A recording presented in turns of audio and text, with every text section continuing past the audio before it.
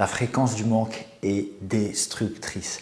Et dans cette vidéo, je vais te parler de pourquoi ce concept de manque est une illusion et qu'il est complètement contraire à la nature des choses et à ta propre nature.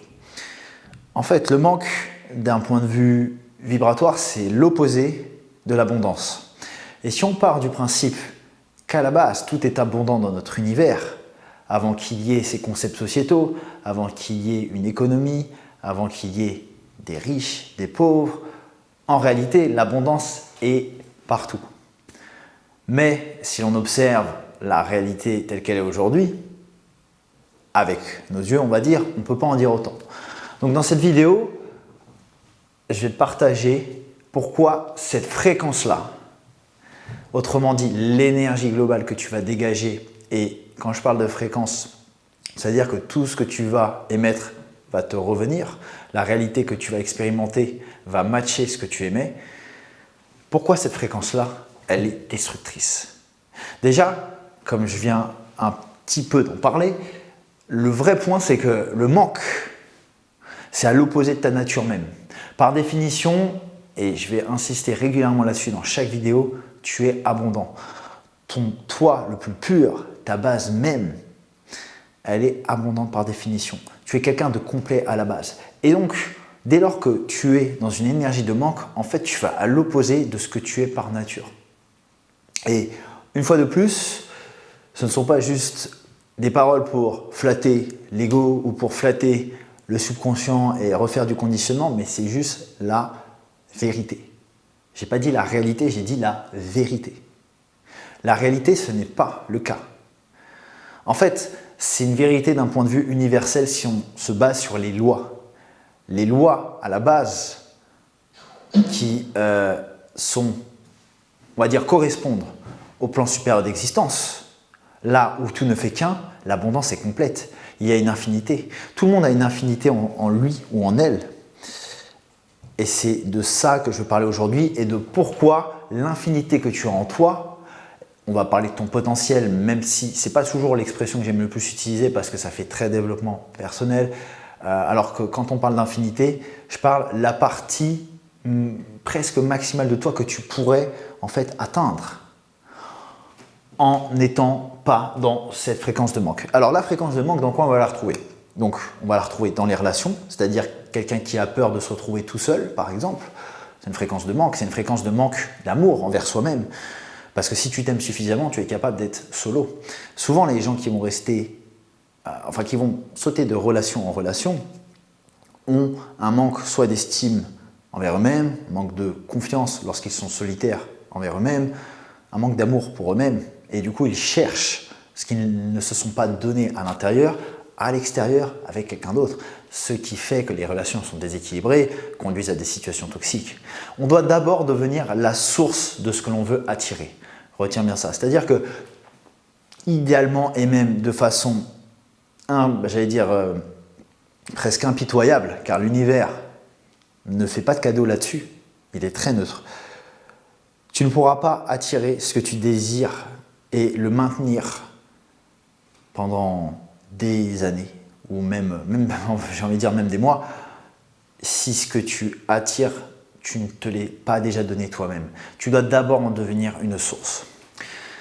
Ensuite, hormis l'exemple sur l'amour, tout ce qui est financier. Et je pense qu'on va plutôt creuser cet aspect-là parce que c'est quand même un sujet qui, pour moi, fait qu'aujourd'hui, beaucoup de personnes ne peuvent en fait aller au-delà de leur blocage. Tout ça parce qu'ils vibrent le manque. Et c'est très important de comprendre que tout n'est qu'une succession de cause à effet. C'est-à-dire qu'on ne peut pas se dire oui, mais bon, de toute façon, à la limite, les énergies, je m'en fous, c'est pas grave. Moi, je veux juste avoir la bonne technique ou le bon programme pour pouvoir changer ma réalité. Sauf qu'en réalité, une fois de plus, cause à effet. Il faut repartir de ce qui déclenche ta fréquence de manque. Et encore une fois, si les personnes arrêtaient de mettre la responsabilité à l'extérieur, de dire que c'est la faute du collègue, que c'est la faute du boss ou même que c'est la faute du gouvernement. Je ne suis pas en train de vous dire d'aller les flatter et de faire des compliments. aux autorités, on va dire, supérieures, puisqu'on est bien d'accord que tout n'est pas parfait. Étant entrepreneur, je sais de quoi je parle, surtout en France, mais ça n'empêche que dès que vous mettez la responsabilité à l'extérieur, c'est fini. C'est fini puisque vous êtes, encore une fois, dans quelque part une fréquence de manque, parce que en mettant la faute à l'extérieur de vous-même, vous manquez à votre potentiel de changer la cause, c'est-à-dire vous, pour que votre réalité ait une saveur différente, que vous manifestiez notre réalité. Typiquement, supposons que vous soyez toujours en train de vous plaindre du gouvernement ou même des impôts. Sujet, je pense, où on va être assez d'accord pour la plupart d'entre nous. Eh bien, à un moment donné, vous pouvez vous plaindre 5 fois, 10 fois, 15 fois, 20 fois. Mais si les choses ne changent pas à l'extérieur, changez-les à l'intérieur. Et si vous les changez à l'intérieur, qu'est-ce qui va se passer? Vous allez peut-être trouver des montages qui sont légaux, vous allez peut-être travailler avec des avocats, vous allez attirer des opportunités pour en payer moins, ou peut-être que vous allez vous expatrier. Mais c'est ça en fait ce sur quoi je veux inciter. La fréquence d'abondance, elle donne des opportunités. Quelqu'un qui est dans une fréquence de manque, il va attirer des opportunités, note bien ça, des opportunités de manque. Et on va même pas mettre de manque, on va mettre de pénurie. Des opportunités de pénurie. À votre avis, pourquoi il y a des mecs, enfin, pas que des mecs, mais il y a des gens qui, à chaque fois qu'il y a une crise économique, ils s'enrichissent? Vous ne pensez pas qu'il y a quand même des tricks sur cette planète qui font que il y a des personnes qui savent toujours profiter des situations là où la masse va plonger dans la peur, dans la pénurie. En fait, j'en parlais encore avec c'était un pote à la salle, je crois hier. Ouais, hier. On avait un débat sur la question de je crois ce que je vois ou je vois en ce que je crois. Et vous voyez, ça c'est vraiment l'illustration parfaite. Un mec, enfin, je ne sais pas pourquoi je dis un mec aujourd'hui, excusez-moi, mais une personne qui ne se base, enfin, qui est dans son état d'esprit, a une perception de ce que je vois est lié à ce que je crois. Si je crois qu'il existe une infinité d'opportunités dans une crise, eh bien, qu'est-ce que je vais vibrer? Une abondance, qu'il y ait des crises ou pas. Du coup, je ne vais pas avoir des opportunités de pénurie, mais d'abondance tout simplement. Par contre, si je me dis et que je suis convaincu émotionnellement, c'est-à-dire que dans mon esprit subconscient, je crois fermement, dur comme fer, qu'il y a une crise, du coup pénurie, qu'est-ce qui va se dégager? Je vais avoir intérieurement cette fréquence de manque qui va manifester dans la réalité des opportunités de pénurie. C'est tout. Et donc on revient toujours, encore une fois, à ça. Je ne vais même pas l'écrire, mais cause-effet. Cause-effet. D'accord? Et ça, il faut toujours le garder en tête. L'univers, c'est qu'une succession, une chaîne de cause à effet. That's it. Donc du coup, la question qu'on peut se poser, c'est ok, mais comment revenir à cette base qui est en nous et qui est abondante? Comme j'en parle dans plusieurs de mes dernières vidéos, en fait, on a tendance à prendre les choses toujours à l'envers. C'est-à-dire qu'on a tendance à considérer que l'abondance, ça va s'acquérir. Typiquement, matériellement. Ça, c'est le meilleur exemple et je pense que c'est ce qui fait qu'autant de personnes n'arrivent pas à vivre la vie qu'ils désirent et surtout, ils finissent systématiquement par tout perdre. Et c'est quelque chose que j'ai expérimenté. Donc là, en termes de feeling, je peux vous assurer que je sais vraiment ce que ça fait, ce sentiment de gagner beaucoup d'argent, enfin, en tout cas des sommes très très raisonnables, et de tout perdre. La réalité est simple, enfin plutôt la vérité est simple. Ce qui se passe, c'est que lorsque vous n'avez pas réellement changé votre conscience. Je vais juste effacer ça parce que j'aime pas réécrire par-dessus. Mais lorsque vous n'avez pas réellement changé votre conscience, mais que vous commencez à gagner beaucoup d'argent, en fait, c'est un peu comme un joueur de loto en réalité. Et quand on ne change pas réellement sa conscience avant d'avoir matériellement quelque chose, lorsque les choses arrivent matériellement, eh bien, la vie nous les reprend. C'est-à-dire que la réalité ne va pas vous permettre de, comment dirais-je, si elle vous retire les choses par des circonstances A plus B, parce que typiquement, vous avez fait une erreur dans votre business, vous perdez de l'argent, du coup la voiture que vous avez achetée, vous ne pouvez plus la garder, vous devez la vendre, vous devez vous en séparer, ou d'un coup vous vous mettez à perdre de l'argent continuellement, pendant 1 mois, 2 mois, 3 mois, si, lorsque ces choses arrivent, vous n'êtes pas dans une conviction émotionnelle que dans tous les cas vous êtes abondant et que tout va changer, bien sûr il faut faire les bonnes actions, mais si vous n'avez pas cette conviction émotionnelle que vous êtes abondant par nature, les choses ne vont faire que s'amplifier. En gros, lorsque une situation ou un test de l'univers arrive et que vous commencez à perdre de l'argent, eh bien, c'est là où en fait il faut revenir à la base de qui on est et à son état d'abondance. Je m'explique. On va reprendre l'exemple de quelqu'un qui démarre dans le business, qui gagne beaucoup d'argent. Mais ça, c'est quelque chose qui, moi, m'est arrivé. Et je pense que, d'ailleurs, pour certains qui regardent la vidéo, vous êtes entrepreneur, je pense que vous savez très très bien de quoi je parle. C'est quelque chose qui est très fréquent chez les entrepreneurs. Et pas que les entrepreneurs, hein, ça peut être chez des artistes, des célébrités, des joueurs de foot. On retrouve beaucoup ça lorsque, comme je vous disais, on a une conscience à la base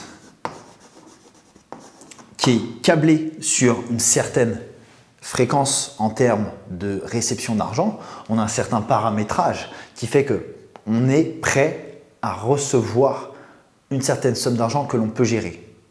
Je parle de gérer, c'est-à-dire qu'on peut recevoir beaucoup plus, mais on ne sera pas forcément prêt à la gérer. Et ça, c'est lié au concept de soi. En fait, de façon subconsciente, si notre estime de nous-mêmes n'est pas assez élevée par rapport à notre capacité à recevoir cet argent, l'argent, on peut le recevoir, mais il nous fuira. Et c'est la triste vérité. Triste ou pas, mais je reviens à la conscience. Quand on a une conscience qui n'est pas abondante ou riche, si vous préférez, on va mettre riche pour ceux qui préfèrent le terme, riche, abondante, vous pouvez recevoir n'importe quelle somme d'argent, et même en faisant les choses bien, c'est-à-dire que supposons monter un business, vous avez un super service client, vous avez un produit de qualité, tout se passe très bien. Bon, on va dire que globalement, vous faites vraiment le travail. Mais au fond de vous-même, vous avez toujours dans votre esprit subconscient cette zone d'ombre qui vous empêche en fait de drastiquement changer votre conscience, d'accord? Et qui vous empêche en fait de l'élever, d'accord? Ça, c'est des flèches qui symbolisent élever votre conscience, ce qui va vous permettre, une fois dans votre réalité, de recevoir la somme, une fois que vous recevez la somme d'argent. Donc, supposons vous gagnez, je ne sais pas, 10 000 euros par mois dans le début de votre business, et là, vous passez sur 100 000. Il y a un gap. On n'est pas sur la même fréquence quand on gagne 100 000 euros par mois que 10 000 euros par mois. Et là, vous passez d'un coup à 100 000 par mois. Qu'est-ce qui va se passer si votre conscience n'a pas été déjà travaillée avant, n'a pas été préparée? Eh bien, comme la conscience est la cause, et que ce qui est là, c'est l'effet, on est clairement en train de dire que l'univers vous a distribué un effet avant que vous ayez changé la cause. Ou l'univers vous a distribué dans votre réalité une conséquence avant que vous changiez la cause. Ben là, du coup, c'est assez simple. Il y a ce qu'on appelle un désalignement vibratoire entre qui vous êtes, on va dire, à l'instant où vous recevez ces 100K, et avec la, comment dire, il y a un désalignement entre votre conscience actuelle et la conscience qu'il faut pour recevoir les 100K. Voilà, c'est ça que je voulais mentionner. Ce qui veut dire que, en fait, si votre conscience devait être, je ne sais pas comment je pourrais représenter ça, mais là, c'est cette zone d'ombre qui représente vos croyances et votre concept de vous-même. Donc on va mettre croyance, qui vous empêche de changer votre état de conscience actuel et vous permettre de vraiment recevoir et de maintenir ces 100K. Car juste pour illustrer mes propos, parce que vous allez vous dire, bah non, mais moi, si j'ai 100K, ça se trouve, je peux les garder sans problème, t'inquiète pas, je vais les sécuriser. Il y a quelque chose qui se passe très fréquemment quand on reçoit beaucoup d'argent d'un coup. Et ça, c'est quelque chose qui arrive beaucoup chez les joueurs de loto. Je vais laisser ce schéma. C'est que cette somme-là, elle va créer des peurs. Vous savez, on entend souvent les gens qui ont gagné au loto avoir une peur bleue, qu'on vienne les dépouiller, qu'on vienne les voler, que les gens autour d'eux ne les considèrent plus de la même façon. Et ça, c'est lié à quoi? C'est lié à leur estime d'eux-mêmes. Parce qu'en réalité, si vous êtes bien avec ce que vous avez obtenu, ou, enfin, bon, je prenais l'exemple des joueurs de loto, mais dans votre business, vous n'allez pas forcément avoir des peurs qu'on vienne vous dépouiller, mais souvent, lorsqu'on commence à gagner beaucoup d'argent, en supposant que bien sûr vous l'ayez bien gagné, les peurs qui vont venir, ça va être la peur de tout reperdre, de se dire oh, tout ce que j'ai fait pour en arriver là, et comment je vais faire si jamais je repère tout, il faut que je refasse tout. Vous voyez un peu le raisonnement? Et ça, dès qu'on est dans ce raisonnement-là, c'est parce que nous n'avons pas d'abord travaillé sur la base, la racine, qui est la conscience et la cause. Donc, à chaque fois maintenant que tu souhaites manifester quelque chose ou que tu souhaites atteindre un objectif, tu dois toujours revenir à cette perspective de te dire mais si je veux que cette chose arrive, je dois déjà me la donner en fait mentalement, émotionnellement, spirituellement avant qu'elle se manifeste physiquement. Et la bonne nouvelle, encore une fois, c'est qu'on peut travailler ça par plusieurs choses. Le meilleur moyen, c'est de faire un travail d'imagination qui vous permet, une fois que vous avez vécu les choses dans votre tête, donc sur le plan mental, c'est-à-dire que le cerveau ne fait pas la différence entre la réalité et le plan mental. En fait, quand on est en train d'imaginer quelque chose, les choses arrivent, mais sur le plan mental. Donc l'imagination, plus une conviction émotionnelle à chaque fois que vous l'imaginez, parce que sans conviction émotionnelle, l'imagination ou la pensée ne sera pas chargée en fait, en termes d'énergie. Parce que les émotions sont des énergies très puissantes lorsqu'elles sont ressenties intensément. Après, attention, je nuance parce que dans les convictions émotionnelles, il ne faut pas chercher à aller dans des états d'euphorie complètement démesurés. Trop d'émotions et vous prendrez le contre-coup. Il faut avoir une maîtrise de son énergie, comme dans tout. C'est-à-dire qu'on peut pas, enfin on peut aller dans l'euphorie, dans quelque chose d'excessif, mais il faut être prêt à prendre le contre-coup. Car, comme dans chaque chose, on a ce qu'on appelle la loi du rythme, qui fait que ça ondule. Lorsqu'on a un haut, on aura un bas, car l'univers cherche toujours à revenir à une neutralité. C'est comme la loi de Newton le stipule, à chaque action, il y a une rétroaction. Et là, la loi de Newton, certes, s'applique sur le plan physique, mais c'est la même chose pour les pensées, ou en tout cas pour les émotions. Énergétiquement, et vous pourrez le constater plein de fois, quand vous avez parfois une très très bonne journée, tout va bien, nickel, mais il n'y a rien qui... parfait, il n'y a rien qui floppe. Bizarrement, un jour ou 2 jours après, vous avez un peu un contre-coup, et on ne sait pas pourquoi, d'un coup, il y a moins de choses qui marchent. Et parfois, ce n'est pas sur des échelles journalières, des fois, c'est sur des échelles de plusieurs semaines, même plusieurs mois.